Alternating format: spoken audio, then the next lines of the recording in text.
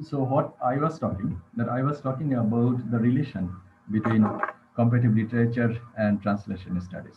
And we have presented the view of Bolle, and he is a British French writer. He said that translation studies is not an original work. It is, we don't see any creativity in case of translation studies. But next time, translation studies gained its origin or is firm ground in 1970 decades. So in this situation, whenever the situation Bolle was referring to had developed gradually and from the 17th century onwards. And here, while acknowledging the role played by translation in the work, tended to assert the primacy of reading in original language. So, in this regard, Bolle pointed out a point that we should study the original work. In this regard, Bolle said that Bolek or Belloc said that um, we should study the original text, either it may be French or English or other. We shouldn't study the translated works. It is his view. And such kind of view, it's called that uh, students or studies of comparative literature came increasingly to relegate translation to a single chapter or subsection, often placed together with terms such as adaptation or imitation.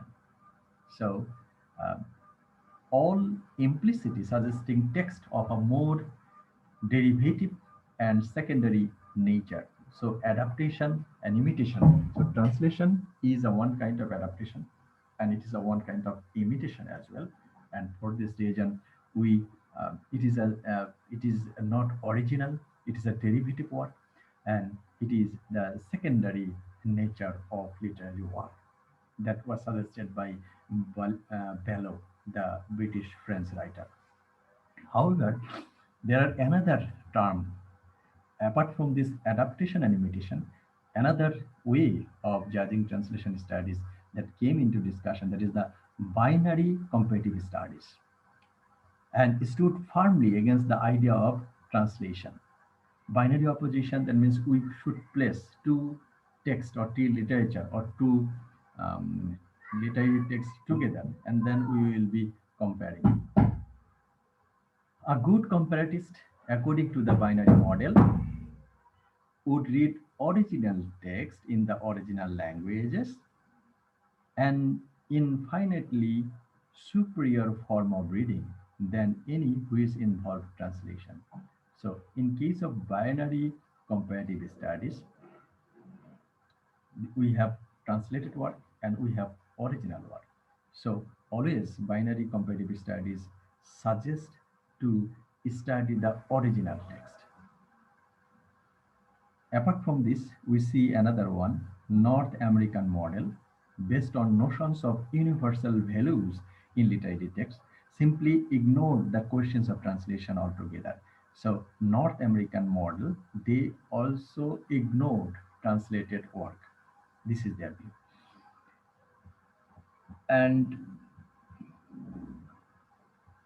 apart from that, a text could be transferred from one context into another, where either not regarded as a useful object of study. So when a translation when a literature or a text will be translated to another text, that cannot be regarded a original text again and again, and it is supported by North American model that we should go for the original text. Uh, but in 1970 decades, a group of scholars began to emerge, offering a different perspectives on the study of translation. So we see that Belloc's suggestion, Belloc did not regard translation studies well. Apart from that, we have binary comparative studies. There they seek the original text. And again, the North American model of comparative studies They also suggest that we should go for the original text, not the translated one. However, in 1970 decades, we have a different view towards translation studies. What is that? Especially, this view came with a scholar, and his name is Ivan Johor. Actually, his original name is Itamar Ivan Johar from Tel Aviv. And the group proposed to define their objectives as translation studies. So this is Ivan Johar, who claimed that translation work should be termed in the name, that is translation studies. And that happened in 1970. In a paper entitled Translation Theory Today, Ivan Jower began by summarizing prevailing views on translation.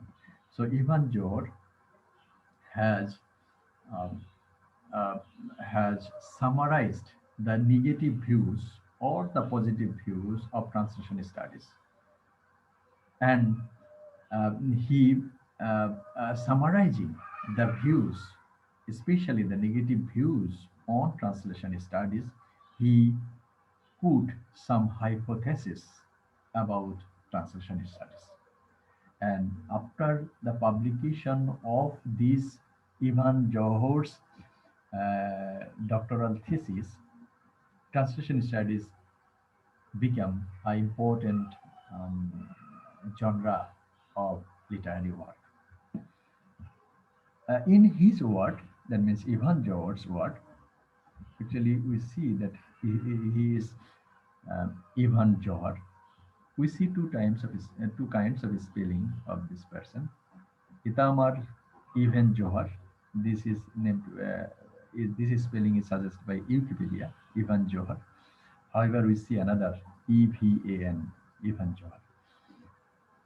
He is an uh, Israeli researcher, cultural researcher, and professor at Tel Aviv University. Ivan George is a pioneer of polysystem theory. So Ivan George especially is famous for polysystem theory and the theory of cultural repertoire. This is his idea. Actually, he did PhD on his, and the PhD thesis was an introduction to the theory of literary translation. That was in 1972. That was in published, and he is known for polysystem theory. So after uh, Ivan Johar's views on translation studies got a new focus, and especially Ivan Johar answered the negative views uh, of translation studies. In his lecture or thesis, Ivan Johar said that how many times we have been tortured by the cliche of the uninitiated veteran or novice. First thing, Ivan Johor claimed that the person who said negatively for translation studies, they are novice, they are uninitiated veteran. In Ivan Johor's speech, that translation is never equal to the original. These are the views, not by Ivan Johor. Ivan Johor is uh, summarizing the views against translation studies. Translation is never equal to the original. Second one, that translation differ from one another. Okay, these are the views. One, that means a translation, a work can be translated by many translators. In this regard, we see the difference between different translators. That culture is also involved with translation procedure. Okay, so that is another point. So when a text will be translated by a European culture or writer, European writer, he will translate it in a way, and when that text will also be translated by Asian culture, that might be different from the writer who translated it from the European context. So that is another point, that culture is also involved with translation procedure, that when a translation is exact, it tends to be literal. Even if we think that all the translation become equal or similar, that can be called literary translation. That is another point, and hence loses the spirit of original. So when a translation will be the uh, literal translation, one point, যখন আমরা দেখছি যে একটা text যখন দুইজন ব্যক্তি translate করছে, তাদের মধ্যে সিমিলারিটি পাওয়া যাচ্ছে না, আবার যখন সিমিলার হয়ে যাচ্ছে তখন সেটাকে আবার বলছে যে এটা লিটারি ট্রান্সলেশন, এবং সেখানে আবার অরিজিনালিটি নেই। যদি ট্রান্সলেশন ওয়ার্কটাকে, কোনো একটা টেক্সটকে যদি হুবহু আক্ষরিক অর্থে ট্রান্সলেট করা হয়, তখন তার মধ্যে আর কোনো ক্রিয়েটিভিটি থাকছে না, কোনো অরিজিনালিটি থাকছে না। That is another point, that the meaning of a text means both content and style. So they come forward with their views that content and style both should be uh, should be entertained, should be pinpointed in view of translation, and so on. Not to speak of such approaches where norms are either overtly or covertly stated. So, such kind of remarks done by the other scholar, Ivan Johar said that it is either overtly or covertly stated for translation studies, where we are told how translation should look or how they should be conceived of in terms of one or another evaluative norms. So, summarizing such attitude, Ivan Johor said that our viewpoint is that we want to put translation studies as evaluative norms or evaluative works. So he said such kind of, and he put some question to uh, place translation studies as an evaluative norms. Translation studies কি প্রকৃত অর্থেই একটা Literary genre এবং গবেষণার বিষয় এবং সমস্ত কিছু নিয়ে মূল্যায়নের জন্য ইভান জোহর কতিপয় প্রশ্ন করেন আর কি। সেগুলো what this paper exposes, as does the rest of this work on translation.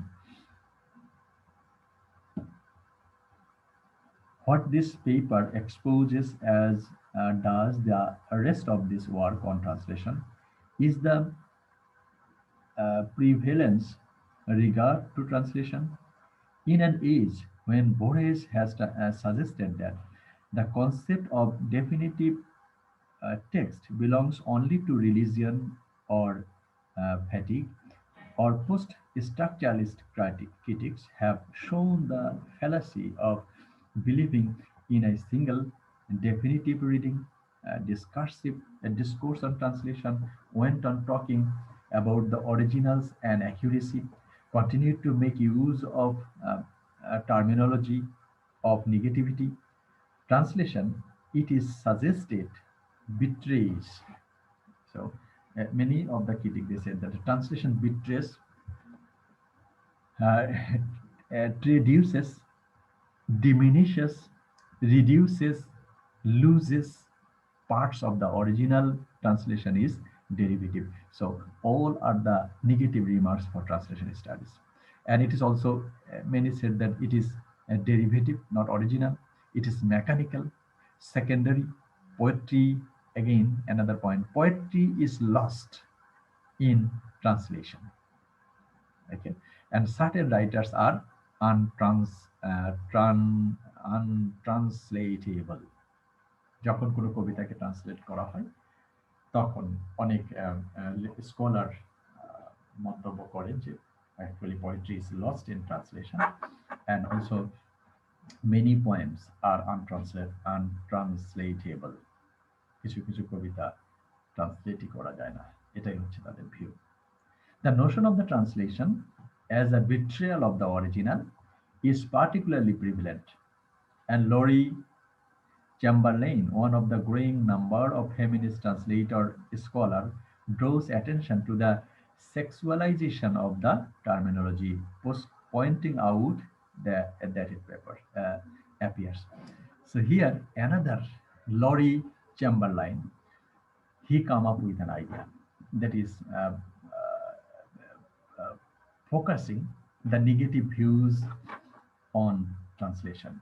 And such kind of idea, he has done it in a sexualization or a point of view.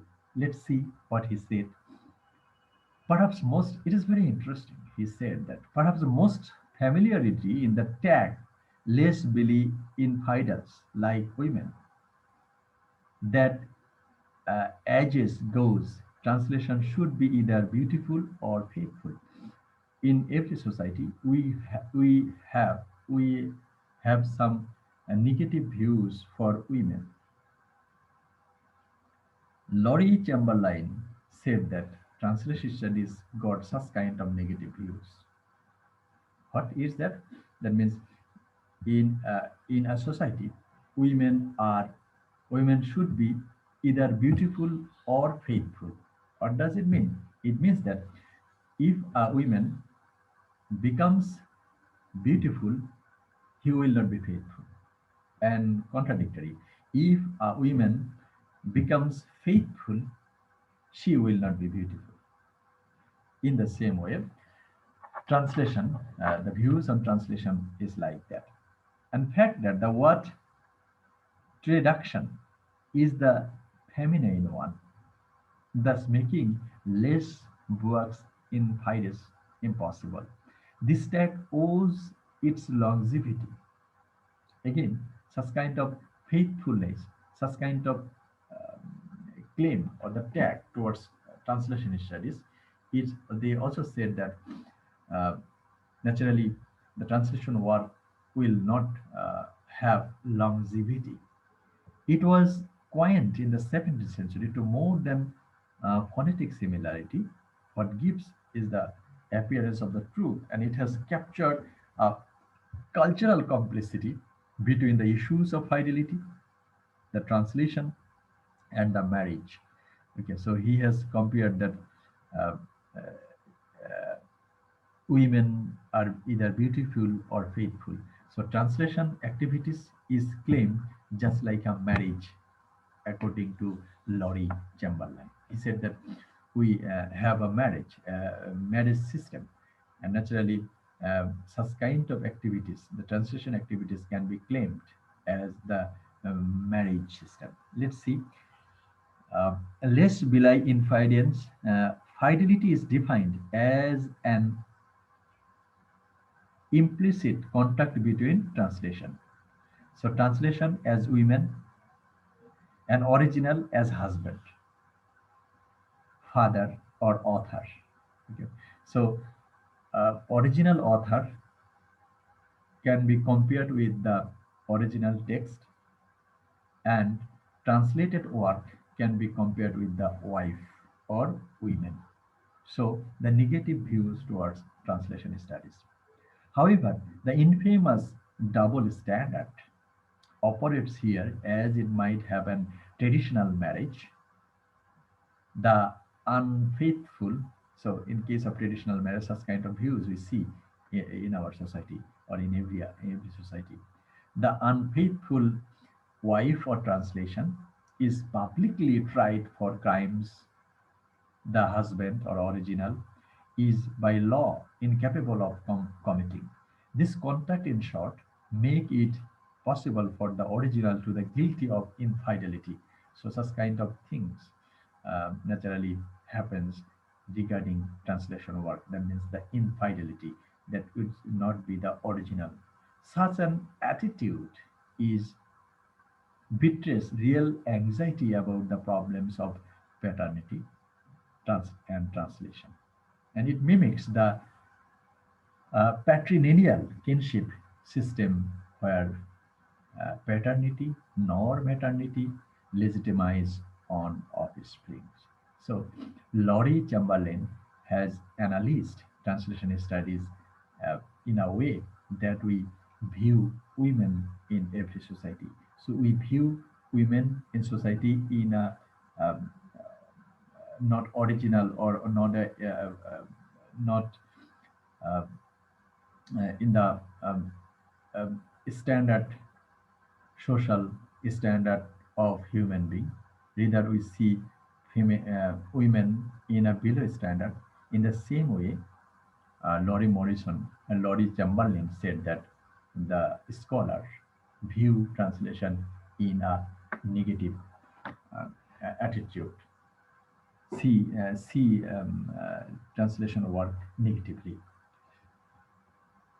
However, here the writer of this book, the Susan Bassnett, Barbara Johnson, Barbara Gondrat, Shelley Simon, Annie Bassnett, or Sujani, so they are the scholars. They said that uh, we see or alternative marriage contact in their writings on translation in the 1980 decades. So uh, actually such kind of relation between husband and wife that happens in traditional marriage system. So the Susan Bassnett and other scholars, they came up with another idea that they said that this is about alternative marriage contract, not traditional marriage contract. And their writings on translation in 90 and for all have been concerned with rethinking the views of translation. So a lots of scholars, they said that we should see translation in a different perspectives. What is the different perspectives? Let's see.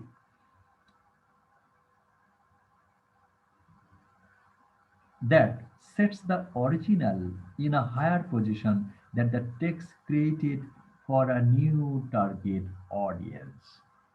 They come up with another view for translation studies that when a literature will be translated in another language, that literature will have a different set of audience. So for publishing a literary work to the large number of audiences, to the large number of readers, translation activities or translation studies plays a very vital role. That is claimed by the scholar, all are female scholar, including the Susan Besnett, whose book we are following. The challenge to the original, like the challenge to the canon or to the notion of correct, single reading is clearly part of a wide-ranging postmodernist strategy. Instead of reading the truth, we now read the decoders. Barbara Johnson has suggested that the whole activity of reading and rereading reveals even more gaps and uncertainties. Okay, so reading and rereading is important for a text. In that case, that when we read and reread a text, that will answer the question of several uncertainties. By rereadings, the text of writers and the philosophers that have made a difference to Western history, it might be possible to become aware of the repression or the illusion or contradiction or the linguistic sleepiness that have functions and unnoticed and that undercut the certainties those texts have been read as upholding. So when a text will be translated and it will be studied by different cultural set or the different linguistic set, several uncertainties relating to the text might be discovered. সেই text সম্পর্কে যে অনেক আনসার্টেনটিস আছে যখন translation করা হবে তখন এই টেক্সটটা যদি অন্য জায়গায় পড়ানো হয় তখন এই অনেক আনসার্টেনটির উত্তর পাওয়া যায় এই ট্রান্সলেশন স্টাডিজের মাধ্যমে রিডিং এবং রিডিং এর মাধ্যমে. So the way in which the translation studies began to mount an offensive against the dominance of the original and the consequent relegation of translation in a position of subservience. was initially through the work of the Ivan Johor. So this is the person. Before Ivan Johor, translation studies got negative views, but after getting the positive views done by the Ivan Johor, translation studies got light in a positive views. One of the positive views suggested by Susan Basnet and other scholars that after getting translated work, we'll get rereadings and readings, and we'll get many target reader or audience. And his colleague, most notably Gideon Torrey on polysystem theory. As we have already mentioned that uh, Ivan Johor is famous for polysystem theory. Ivan Johor went much further than simply attacking the vagueness of the language surrounding translation. Here, um, Ivan Johor attacked the vagueness of language that might be clear that when a text will be translated in another language, there should be a vagueness or there might be a vagueness in context or theme. So Ivan Jor attacked such kind of notion. He noted that although translation appeared to have played a major role in the development of the national cultures, this fact was almost ignored by the histories of the culture. So one point here he uh, mentioned Ivan Johor, and especially one of Ivan Johor colleagues, Gideon, said that through the translation, uh, the culture, that means the national culture might be developed through translation work. So when the text will be translated in another text, so this kind of reading will be done by the other cultural set. কোনো একটা text যখন translate করা হয় যে ভাষায়, সেই ভাষার আহ, ভাষাভাষীরা যখন সেই টেক্সটটা পড়ে তাদের নিজের ভাষায়, তখন ন্যাশনাল কালচার মানে বাংলাদেশি কোনো সাহিত্য যদি ইংরেজি ভাষায় লেখা হয়, ট্রান্সলেট করা হয়, তাহলে ইউরোপিয়ানরা যখন এই বাংলা ভাষায় বাংলা সাহিত্য ইংরেজি ভাষায় পড়বে, তখন তারা বাংলাদেশি কালচার সম্পর্কে জানতে পারবে। And according to Ivan George's colleague, Godin said that this is the development of national culture. So that is the third point claimed by Godin, one of Ivan George's colleagues. And there was practically no research at all on the function of translated literature within a literary system. The Renisha, for example, actually Renisha, the rebirth of reawakening, we know that Ivan Johor's colleague, he said that translation is a development of national culture. That idea is proved at the time of Renisha. The Renisha, for example, has generally been perceived as a time of intensive translation activities. At the time of translation, many Renaissance, many literary texts or translated in different languages. That also helped. That means at Renaissance time, through the translated works, many national cultures were developed through translated work.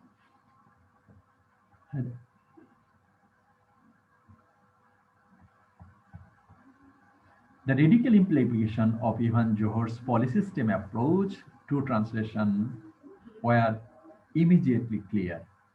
All kinds of questions could now be asked that had previously not seemed to be significant. Now, Ivan Johor come up some questions. What are the questions? Why do some cultures translate more or some less? প্রথম question, কেন কোনো কোনো কালচারের কোনো কোনো সাহিত্য বেশি translate করা হয়, কেন কোনো কোনো সাহিত্য কম ট্রান্সলেট করা হয়? Second one, what kind of text get translated, কোন ধরনের টেক্সট গুলো ট্রান্সলেট করা হয়? What is the status of this text in the target source system? What is the status of the text in the target system, and how does it compare to the status of the text in the source system? Another question. So target text, target source system, and target language or target context. What do we know about translation conventions and norms at given moments. And how do we assess translation as an innovatory force? So, how we can assess translation? So, the assessment criteria. What should be the assessment criteria? What is the relationship in literary history between extensive translation activity and the production of the text claimed as canonical? Okay. So, what kind of text can be called canonical? How they will be translated? How a translation work might be assessed? কিভাবে আমরা এটা মূল্যায়ন করতে পারি যে whether it has become the literary translation or the context translation? What image do translators have of their work, and how has that image been expressed figuratively? This, this and countless other questions testify the great shift in perception which has taken place in which far being a secondary marginal activity. So translation would be considered as a primary shaping force within the literary history. So such kind of question will be were answered by Ivan Johor in his papers. In a paper written in 1976, Ivan Johor argued that certain conditions determine high translation activity in a culture.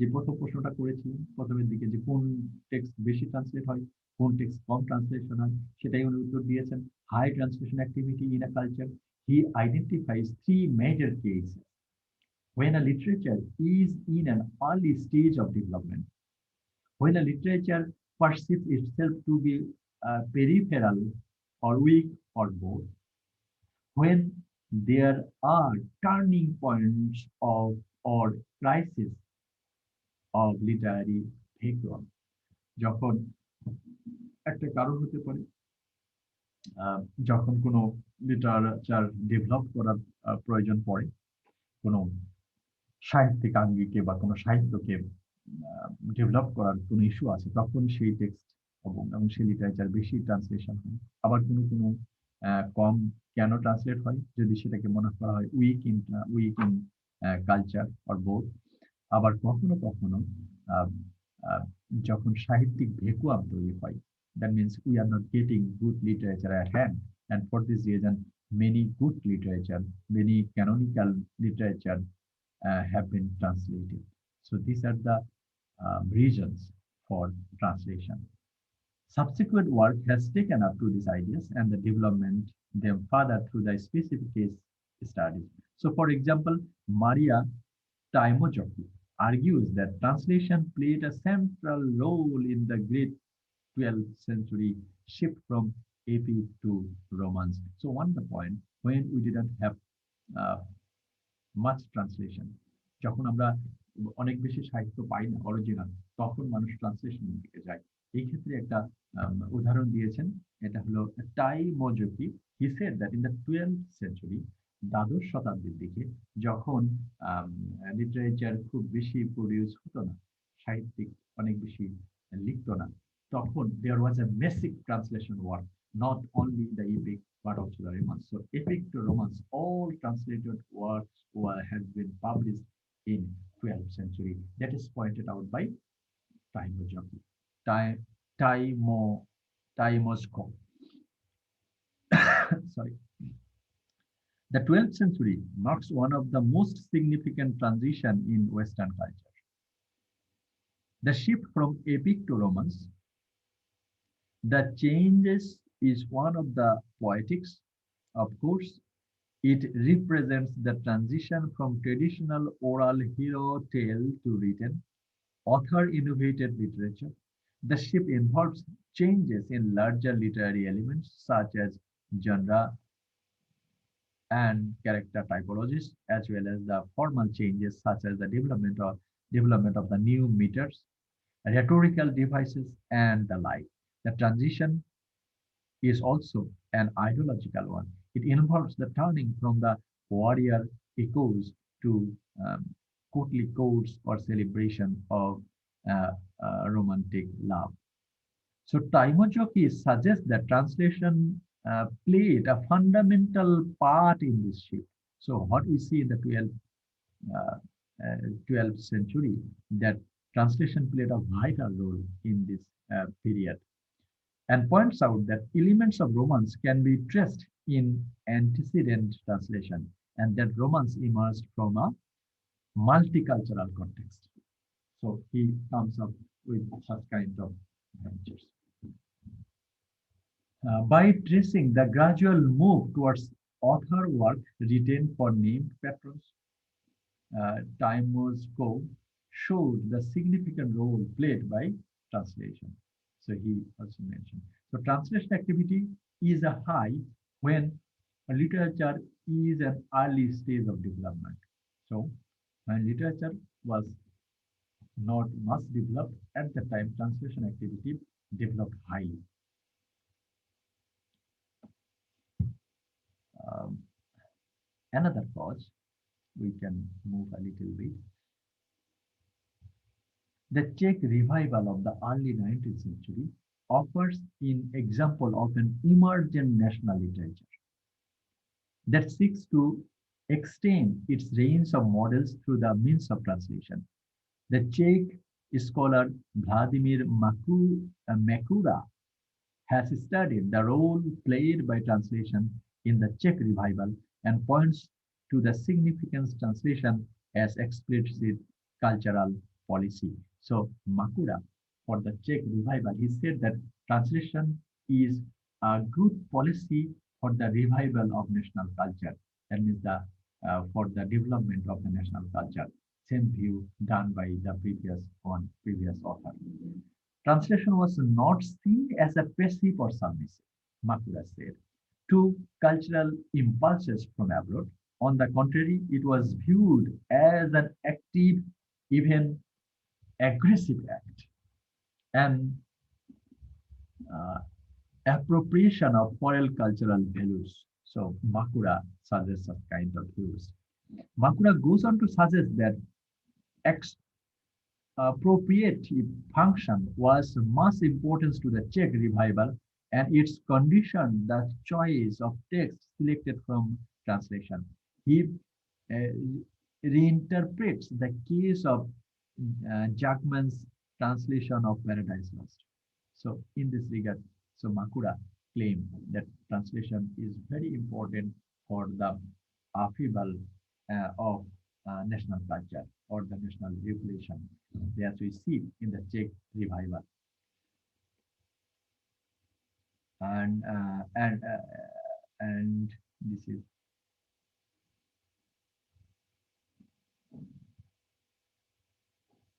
a symbolic function also as a means of stressing the universality of uh, pan-Slavic origin. So here we see the issues of translation done by Jackman's The Paradise Lost.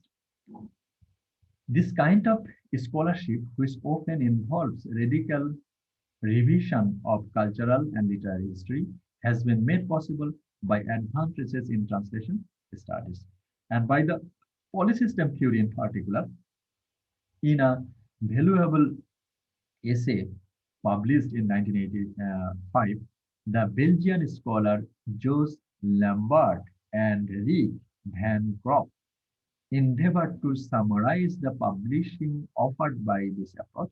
They list a number of areas of research that can be developed, which involve both detailed analysis of the text, of the means of the production of the text, valuable areas of research they suggest, including studying the vocabulary, style, political and rhetorical convention of both source and target system. So this is the polysystem theory as it is suggested by Ivan Johor. So a text not only be translated from one language to another. A text should be translated based on means of production, including vocabulary, style, poetical, rhetorical convention.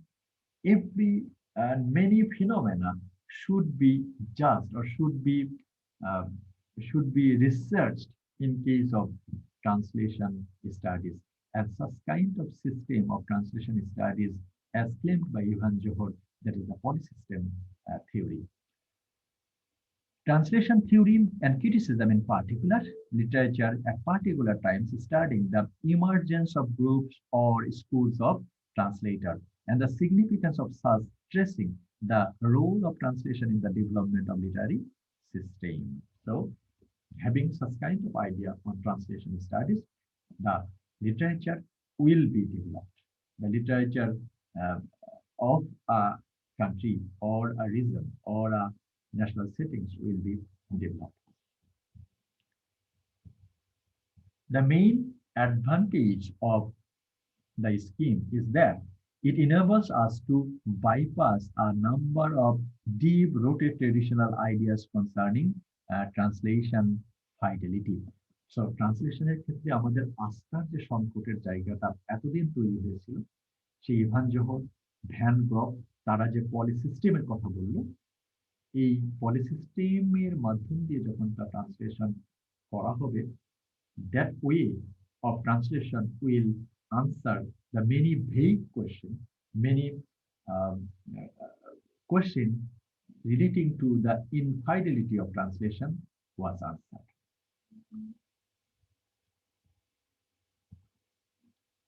The traditional notion of translation, upon which the concept of the bilingual dictionary rests, is the transition between languages and is possible because of the prior existence of the national equivalence between systems, despite Sapir-Holt hypothesis, which argued that no two languages are ever sufficiently similar to be considered as representing the same social reality.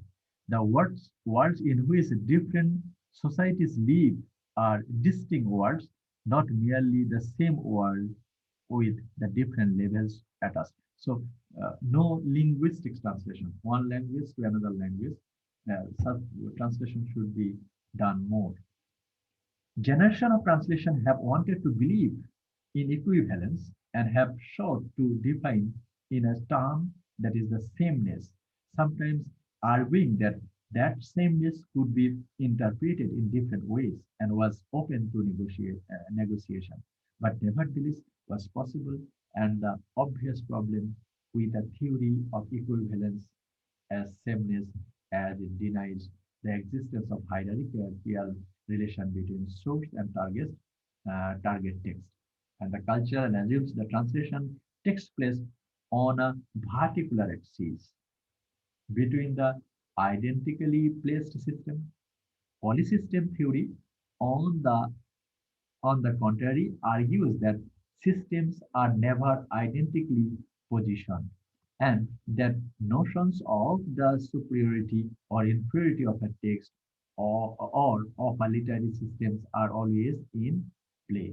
So here, polysystem theory, uh, they said that the idea of high text, that means superiority or inferiority of its text, that shouldn't be uh, just in case of the particular types. So language to language translation, such kind of translation should not be encouraged in case of polysystem theory. So in case of polysystem theory of translation, they will discuss both the superior text and the inferior text, both. The second phase of translation studies involved beyond the challenges to previous discourses and was principally concerned with mapping and with tracing patterns of the translation activity at a given moments in time. The emphasis is that phase was still predominantly on the target language, but a great deal of important historical remarks began to appear. A significant development in the second stage, which marks a definite move away from the overtly structuralist origins of the polysystem theory and a step onto a road towards post-structuralist translation studies, has been the work carried out on the figurative language used by translator, and as evidenced in their preface, corresponds and statements about their work generally. So here, the second phase of translation studies comes up with the idea of figurative translation. The manipulation of literature volumes also indicate a pioneering essay by uh, Teco Harmans on Renisha translation working in Dutch, English, and French, which categorize their use of metaphors to describe their work and reveals near patterns of thought. Herman shows how cluster of metaphors used by translators reflect their thinking and about the role and status of the translation in their own time. Predictable metaphors relating to the rhetoric in general includes following the footsteps, changing clothing, discovering treasures, or the alchemical transfer, and these metaphors also show a certain degree of ambiguity towards the source text, and which the status of the text is the source system being significant in determining the of the text in its source system being attitude and strategies of the translator as well as the target culture of process. So the second phase of translation studies comes up with the idea of figurative text. So the metaphor, the other way of expressing some cultural views through literature might be translated in translation studies that can be called mapping, as we see. So mapping clustered the metaphors in use in the given point of the exposer's dominant attitude. So that is the idea. So there is an example of Enid, translation of Enid. Dryden's dedication to his Enid states the slaves we are and the labor on another man's plantation. We taste the vineyard and the wine is the owners. So this is about the second phase of translation studies. So there is another examples we see. Uh, the third page on which could be termed the post of structuralist stage. So after the second phase, we see the third phase of translation. And here, third phase of translation activities or studies can be claimed as post-structuralist approach. Conceives of translation as one of the range of processes of textual manipulation, where the concept of plurality replaces the dogmas of faithfulness to a source text, and where the idea of the original is being challenged from a variety of perspectives. So the post-structuralist approach that can be called the third phase of translation, that is the original text might be, and the issue or the context or the theme of the original text might be challenged by the translators. And that is the post-structuralist views on translated studies. So the second phase claimed about the figurative approach, metaphors and other symbol will be translated. And the third phase, that is the post-structuralist views on translation, that is that challenges the views of the original text. André Lefebvre, for example, proposes that translation should be studied alongside with he calls rewriting. And rewriting, so in the third phase, that means the post-structural is a approach of translation studies. Rewriting is a way of the third phase. Rewriting, be it in the forms of criticism of translation, and I might of the historiography and the anthology anthologization anthologization turns out to be a very important strategy which guardians of a literature use to adapt what is the foreign in time or for geographical location to the norms of the receiving culture. As such, rewriting plays a highly important part of the development of literary system. Okay, that means rewriting. Just for an example আমরা যেটা বলতে পারি যে Tempest দুইটা আছে, একটা হলো Tempest আছে এমি সিজারের টেম্পেস্ট, আর এটা হচ্ছে উইলিয়াম শেক্সপিয়ার টেম্পেস্ট। সো এমি সিজার যে টেম্পেস্টটা রেখেছে সেটা হলো রিরাইটিং। সেখানে তার আইডিয়া উইলিয়াম শেক্সপিয়ার টেম্পেস্টের মধ্যে যে ভিউ, আমরা যখন টেক্সট পড়বো তখন আমরা এই জিনিসগুলো আরো বেশি ক্লিয়ার হবে। So that is the third phase, and means the second rewriting of a text might challenge the idea of the previous original author. So the title is same, the character is same, a little bit addition or little bit reduction might challenge the idea of the original text, as we see in two texts like Amy Caesar's Tempest and William Shakespeare Tempest. We will see when we will read the text that we are going to study in this course. Levier's argument is a persuasive one. Translation needs to be seen as an important literary strategy, and the explanation and the examination of the translation within a framework of rewriting will reveal patterns of change in perception in a given literary system.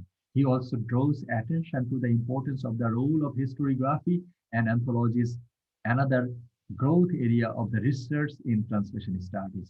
So in case of third phase, that we can call the post-structuralist views of translation studies, that challenges, that means historiography and anthologies might be included or might be a field of research in translation studies.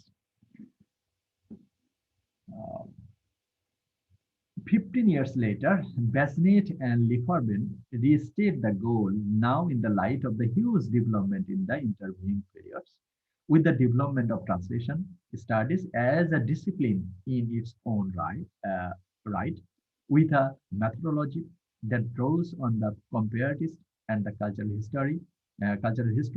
Translation has been a major shaping force in the development of the world culture, and no study of the comparative literature can take place without regard to translation.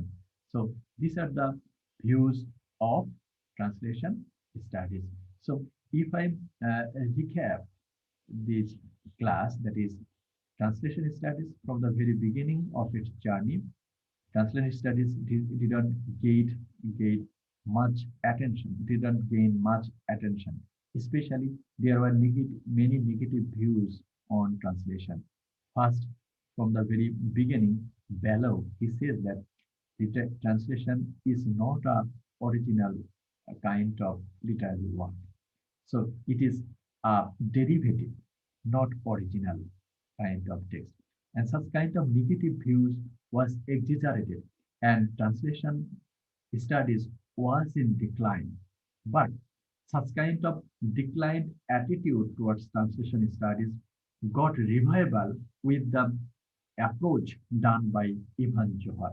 Ibn Johar, he comes up with that idea, that is the claim or the negative claim against translation studies. These views are not research. Actually, such kind of scholars, he claimed, Ibn Johar claimed that they are the novice. They do not have much research on this field. And he comes up with the idea of polysystem. That means a literature, a translation work might be done in several perspectives, not language to language translation. And he comes up with several questions. That is, what literature, why a literature is translated more in number, why a literature is translated less in number, what can be the superior text, what can be the definition of inferior text. So several questions was answered by Ibn Johar. And in that case, translation studies, Ibn Johar claimed this name, that The translation should be regarded, should be done in several ways, from, not only the language, figurative language, style, metaphor, cultural context, and several context. So after getting such kind of positive views on literature studies, many scholars came forward and they said that one point, the first point they made, that actually through the translation, a national culture might be developed. And another point is that when a literature will be translated, then this such kind of literature will get more audience, more reader successively. So this is the positive views on uh, uh, comparative translation studies. So for translation, and also even Johor and his colleagues, they pointed out that while translation activity is done, actually they point out that especially at the time of literary vacuum, translation activities is done. As we see an example in Renaissance period, in 12th century, many literature was translated from poetics to other branch of literature was translation. So Renaissance period is a way. At that time, there was a vacuum of literature, and also there was an urgency of national cultural development or the literary development. And for this reason, translation activities is done. Another thing happened in case of translation studies, that is uh, um, that is when idea of national revival, we have got an idea of the Czech revival in the early 19th century. That is also a point that the text uh, is translated for the urgency of the national cultural development. And here, having such kind of attitude, we got several kind of translated approach. And the first page can be called the literary translation, language to language translation. And they call it binary placing, placing two texts together. A text can be two text can be one text can be translated. Next time, the second phase, that phase included the figurative approach. That is the figurative or symbolic. That means a text will not be only be translated from language. It will also be translated by the context or the figurative language or the other cultural context might also be translated in the second phase of translation. And apart from this, we have another views of translation studies that can be called the post-structuralist views on translation, and that is called the uh, that can be called that the translators might challenge the original writer thematically and in culturally or in several perspectives. And that is the third phase of translation studies. So as we have given an example that there are two kinds of writer. That means Tempest is written by William Shakespeare, and also Our Tempest is written by Amy Seeger. So the text, The Tempest, is rewritten by Amy Seeger, and that is the third phase of translation studies, that Amy Seeger challenged or in some way rewrote the idea of William Shakespeare done in his The Tempest.